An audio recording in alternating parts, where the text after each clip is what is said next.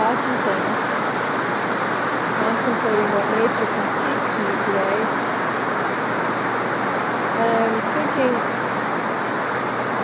that somewhere there's a little stream of water that doesn't really look like too much. Maybe it's just a trickle. Much like the power of a movement. And it joins forces with other movements. And pretty soon you get a stir of the water. And before you know it, something happens. Something very, very magical. Something like this.